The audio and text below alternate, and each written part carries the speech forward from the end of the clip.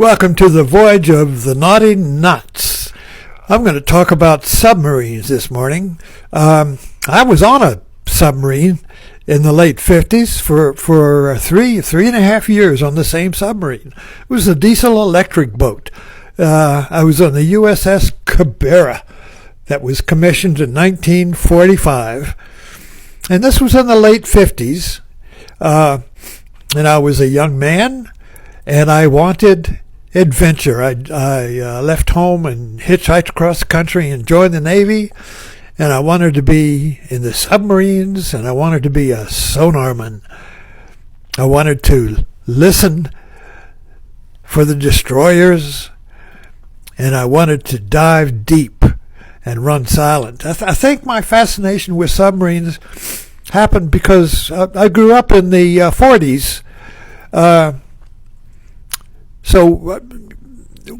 After the war ended, 1945 until 1950, when I was in junior high school, during that formative age, 5 years, my father gave me a book on the log book of the submarines, and I was fascinated with these adventurous submarines. And it was a great story in the Pacific, the submarines of the Pacific.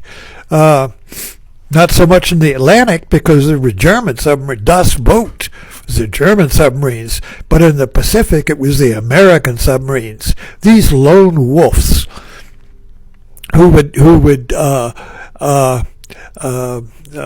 run silent and run deep, and they would become a hunter of surface ships. But the naughty knot, the ambiguity of the submarine was that the moment you shot your torpedoes, you're the hunter until you shoot your torpedoes, then you become the prey. It switches like that. It's ironic that way. I mean, the surface ships, they're always hunting, but they're always visible. But the submarine must be like a lion who hides in the bushes. But the moment he leaps out to grab the wildebeest or the buffalo, he becomes the prey of the other buffalo.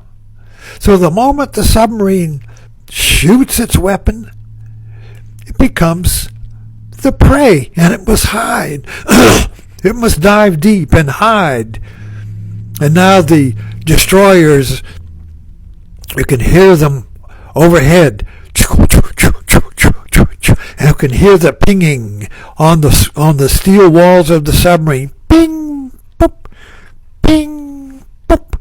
They're looking for us. They're looking for us. And we're lying in the silent, still submarine.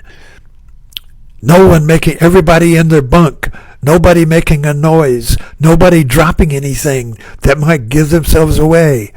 We're running silent and we're running deep, and we can hear the hunters, the destroyers, searching overhead.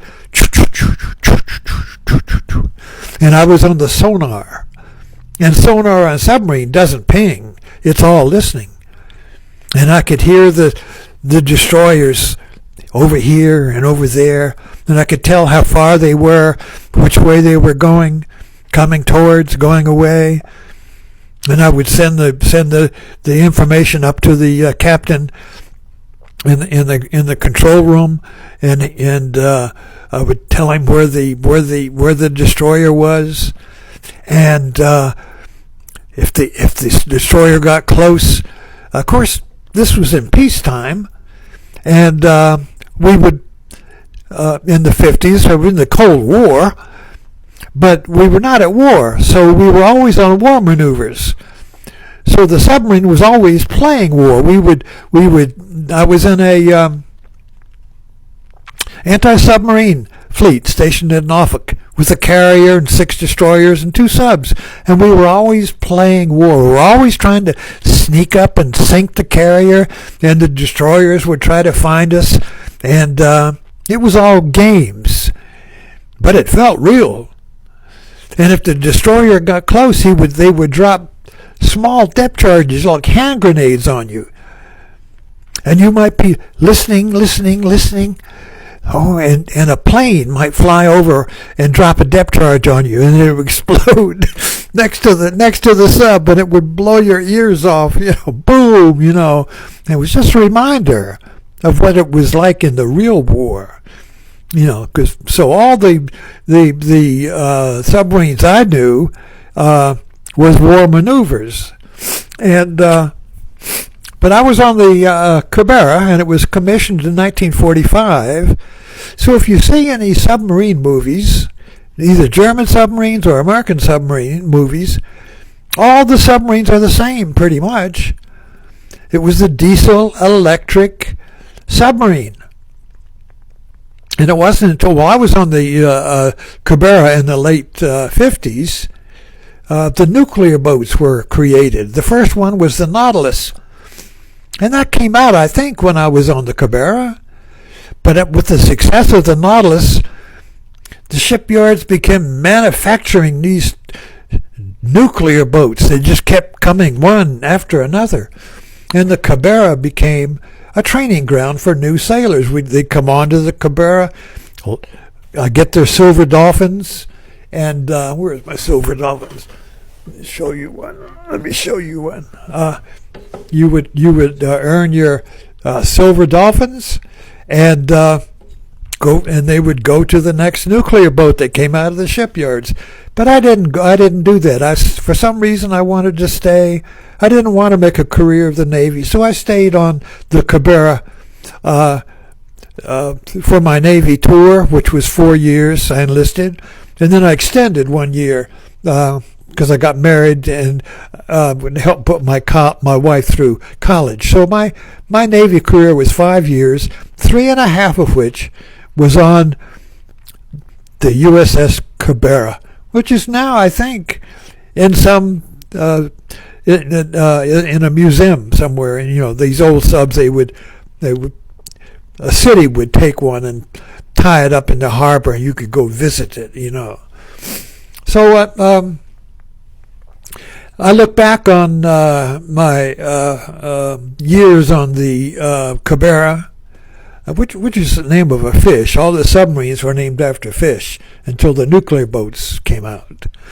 But when I watch a submarine movie, I know what it's like to feel. When you're in the being chased by a destroyer and you run silent and run deep. That means you go. At least for us, it was 400 feet. I mean, that was our depth. If we went any deeper than that, it could be dangerous on these old boats. So 400 feet was the limit. But when you went that deep and you ran silent, everything became still.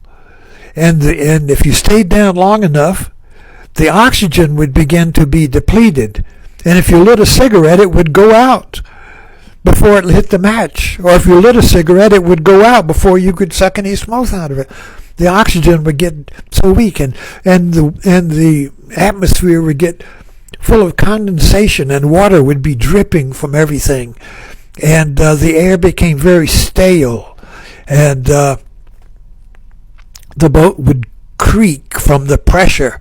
You could hear the steel hull creak from the pressure of the ocean. And it was very real. And it was the most, I look back on it now, metaphorically now, and I don't think about it much, but I thought I would talk to you about it. So maybe we'll pick this naughty knot up. Thanks for dropping in.